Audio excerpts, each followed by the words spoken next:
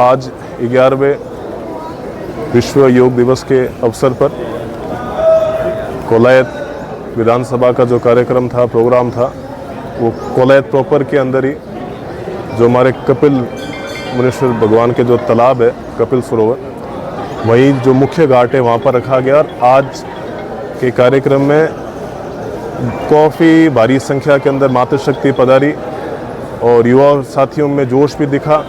ऐसे करके सैकड़ों की तादाद के अंदर सुबह 6 बजे से ही योग का अभ्यास हमने यहाँ चालू करा। और जिस प्रकार से 15-16 साल से लेके 60-65 साल की उम्र तक जिस प्रकार से सभी ग्रामीणों ने एक उत्सुकता दिखाई, निश्चित रूप से जो 2014 के अंदर हमारे प्रधानमंत्री नरेंद्र जी मोदी द्वारा जो यूएन के अंदर बात रखी गई कि योग सिर्फ और सिर्फ शारीरिक शक्ति के लिए, शारीरिक बल के लिए नहीं, बल्कि हमारी मन और आत्मा को और अपने शरीर के साथ जोड़ने का, साधने का एक तरीका है। उस 2014 के अनुमोदन के अंदर कम से कम 177 देशों ने मोदी जी की बात पर सहमति दिखाई। और जब से 21 जून को हमारे योग दिवस के तौर पर देखा जा रहा है, तो निश्चित रूप से एक पहल हमारे प्रधानमंत्री जी ने करी। और जो योग पूरे विश्व को, अगर हम कह सकें, हिंदुस्तान की तरफ से दिए हुए सबसे बड़े तोहफे के तौर पर भी हम देख सकते हैं। जैसे कई हमने मैथमेटिक्स में दिए, हमने हमारे वेद उपनिषद दिए, हमारे एस्ट्रोनॉमी का हमने जो पार्ट पढ़ाया, पूरे विश्व को हमारा परचम माना। तो उस प्रकार से योग भी एक उसका अभिन्न अंग था, और जिसे हम कहीं ना कहीं पाश्चात्य देशों की नकल के अंदर कहीं ना कहीं भूलते जा रहे थे। परंतु हमारे यहाँ पे कहावत है, घर का जोगी जोगना बाहर गाँव में सिद्ध। वही योग को 90 के 80 के दशक के अंदर इन्हीं अंग्रेज़ों ने अलग ही नाम से प्रचलित करा और हम उसी की नकल करने लगे। परंतु 10-15 सालों के अंदर देश वापस सजग हुआ है। निश्चित रूप से वापस योग की तरफ जितने भी युवा साथी हैं वो लगातार जाएंगे। जिस प्रकार से मैंने भी आज प्रथम बार इतने बड़े कार्यक्रम में भाग लिया, और मुझे भी खुद को अंदर अंदर, मेरे शरीर को भी ऐसा महसूस होता है, मेरे मन को, मेरी आत्मा को भी महसूस हो रहा है कि यदि हमें हमारा जो फुल पोटेंशियल अनलॉक करना है, उसके लिए योग ही सबसे बढ़िया माध्यम होगा। और मैं बड़े विश्वास से कह सकता हूँ, अगर युवा साथी इसमें बढ़ चढ़ कर भाग लेंगे तो निश्चित रूप से हमारे सिर्फ और सिर्फ बीकानेर ही नहीं, राजस्थान ही नहीं, बल्कि अभी तो पूरे हिंदुस्तान का, जब युवा खुद के फुल पोटेंशियल पर काम करेगा तो हमारे हिंदुस्तान को सोने की चिड़िया बनने से कोई नहीं रोकेगा। हाँ श्रीमान, आज क्या कुछ विशेष रहा? आज कोलायत उपखंड में जो ये ब्लॉक स्तरीय प्रोग्राम है, ये यहाँ पे कपिल मुनि मंदिर परिसर के अंदर समारोह पूर्वक आयोजित किया गया। इसके अंदर सभी लोगों ने सामूहिक रूप से जो योगा के प्रोटोकॉल के हिसाब से और योगाभ्यास किया, और योगाभ्यास के द्वारा अपने तन और मन, शरीर और आत्मा दोनों को कैसे हम स्वस्थ रख सकते हैं और कैसे हम रोगों से मुक्ति पा सकते हैं, उसके बारे में हमने यहाँ पे जाना। आज के समय के अंदर जिस तरह से बहुत ज़्यादा चिंता, तनाव, डिप्रेशन इत्यादि चीज़ें बढ़ रही है, और जो नशे की प्रवृत्ति युवाओं के अंदर बहुत ज़्यादा बढ़ रही है, उस नशे की प्रवृत्तियों से रोकथाम के लिए योग जो है वो सर्वोपरि भूमिका निभा सकता है। अगर युवा प्राणायाम करेंगे और आसन का अभ्यास करेंगे तो उनके शरीर को तो दृढ़ करेगा ही करेगा, लेकिन वो उसे मानसिक रूप से एकाग्र रखेगा, मानसिक शांति प्रदान करेगा।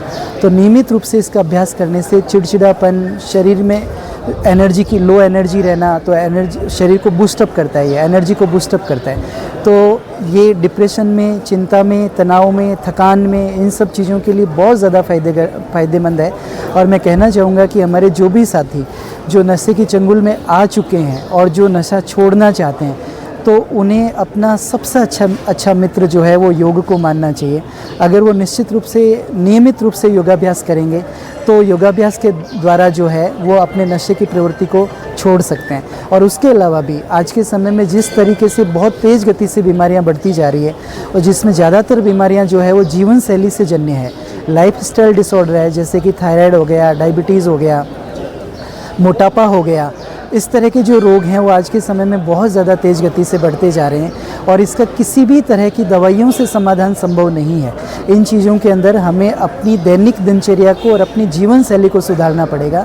और अपनी जीवन शैली के अंदर अगर हम योग को शामिल करते हैं तो ये सबसे सकारात्मक दिनचर्या का हिस्सा जो है वो हो सकता है। तो मेरा सबसे अनुरोध रहेगा कि इस योग दिवस के माध्यम से जो हमने संदेश लिया है उसको हम प्रतिदिन के लिए अपनाएं, और वर्ष के 365 दिन हम जितना समय हमें मिलता है उतने समय तक हम इस योगाभ्यास को अपने जीवन का अभिन्न अंग बनाएं, ये मेरा सबसे विनम्र अनुरोध और अपील रहेगी।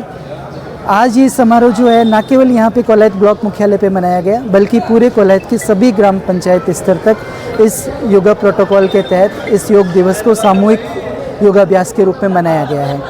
तो ये एक बहुत अच्छी पहल है कि हम इतने बड़े वृहद लेवल पर इस योग दिवस का आयोजन कर रहे हैं और ये बहुत ही अच्छी तरीके से ये सफल आयोजन हर जगह पे आज पूर्ण हुआ है।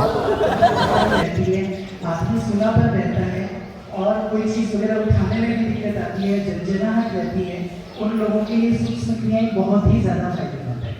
जो हमने अभी सूक्ष्म क्रियाएं की है वो सारी बहुत ज़्यादा फायदेमंद है। विपरीत दिशा के अंदर हाथ रहेंगे, जब हाथ ऊपर की तरफ आएंगे विपरीत दिशा की तरफ रहेंगे। इस स्थिति में सामान्य श्वास प्रश्वास करते हुए रुकना है और श्वास को बाहर छोड़ते हुए हाथों को वापस नीचे लेकर आए।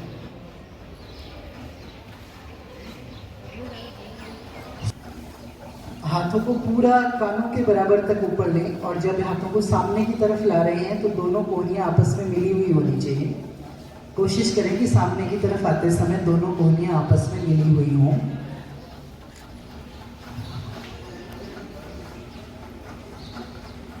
पहले एक दिशा की तरफ से करेंगे, फिर इसको विपरीत दिशा की तरफ से करते हुए ऊपर उठाएं।